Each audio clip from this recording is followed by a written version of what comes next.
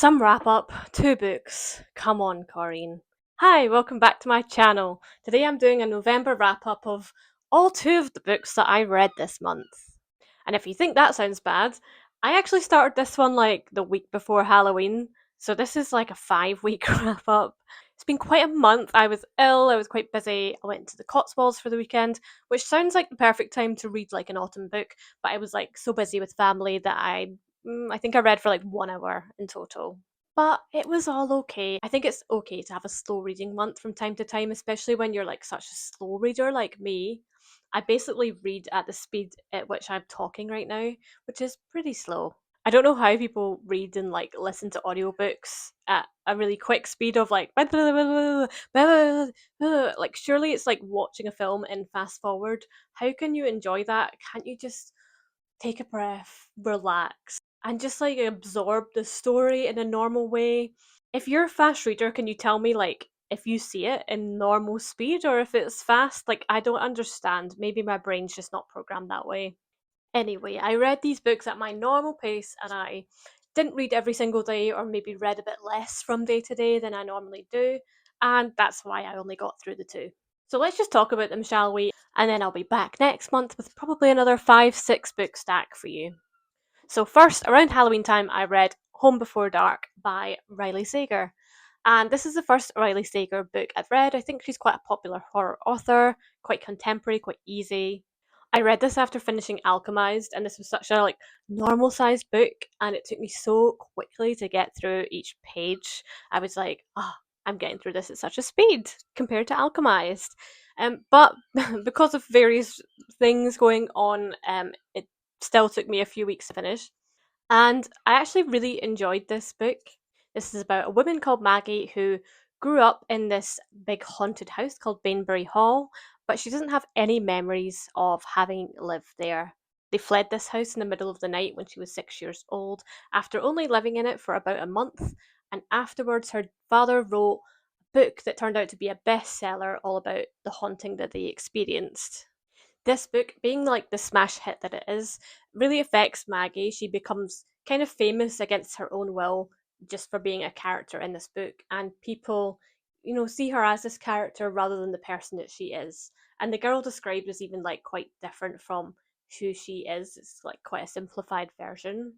So this affects her in many ways, and also she doesn't remember the haunting at all. She's got kind of memory loss from it, so she doesn't believe that this actually happened. She thinks the book is full of lies, but her father always insists that it's 100% truthful, and her mother refuses to talk about it. So at the beginning of the book, her father dies, and she finds out that he's actually owned Bainbury Hall this whole time, the past 20 years, and she just never knew about this. It was something that he kept quite secret. And what happens is she inherits the house. Now, Maggie is a very handy person. I don't think she's a contractor per se, but she does a lot of hands on, like proper DIY and decorating. She basically does up houses and flips them for profit. So she decides that she's going to do this with Bainbury Hall, even though her father made her promise to never go back there, saying that it just wasn't safe for her specifically. She ignores this because she does kind of have to like do up and sell the house, and because she doesn't believe in the story. But of course, she goes back to the house and she starts to experience some unusual things, and there are parallels with the book, the famous book that her father wrote.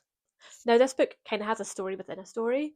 So every alternate chapter is a chapter from this book that her father wrote, and it parallels quite nicely with what's going on in the modern day story. For example, we might get a chapter from the book in which the ghost is seemingly turning on this record player and playing this song from The Sound of Music, and then in the contemporary chapter, the same thing happens to Maggie.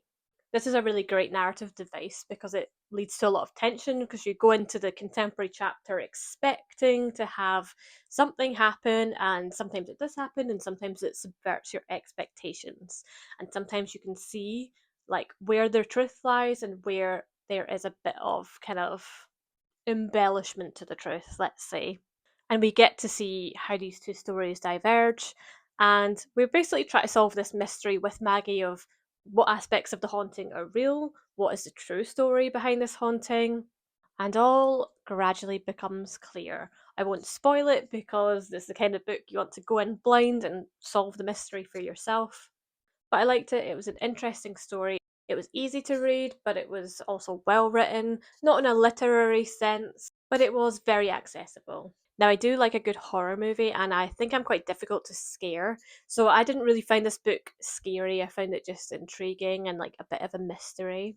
I think the mystery itself and the payoffs were satisfying enough, but it didn't quite blow me away. So while I did really enjoy the book while I read it, it's not really like stuck with me long after I've like closed it. We're a few weeks removed from it now, and it's just like something that filled my time, I think.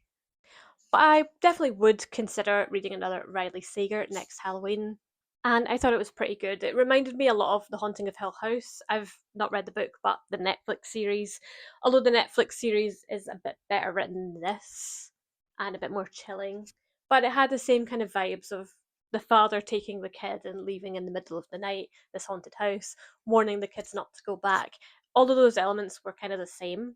So if you like The Haunting of Hill House, you might like this, but maybe just lower your expectations because Hill House is like absolutely fantastic. And this is just good. Next, I went on to read The Secret History. Finally, Miss Donna Tart, the Queen of Dark Academia. And I really enjoyed it, but it was deceptively long. Looks very like a normal length book.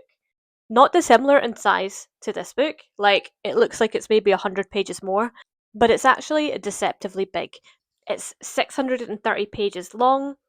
It goes right up until this very last page, which is quite rare for books. Normally, there's like a lot of marketing about the author, some blank pages at the end, but no, this one, like, it takes the pages and it just makes the absolute most of them. It's also quite small text, lots of words to page, and the paragraphs are chunky. They are big blocks of text. So this took me 2 or 3 weeks to get through. I think it was quite difficult to even read 50 pages in a day just because it was taking me so long. But while it slowed me down, it didn't put me in a reading slump. I actually really loved this book, thoroughly enjoyed it. This was a proper literary fiction, intelligent, quite different from what I've been reading recently. And that's not to like criticize what I've been reading recently because I've really enjoyed reading some romantasy and some thrillers and stuff like that. But this just took a bit extra level of brain power. It's not something you can really just skim and read and get through at any sort of quick pace. You do kind of have to think about it, read between the lines, see the story happening within the story, appreciate these character moments, and appreciate the language and what it's trying to say and the themes.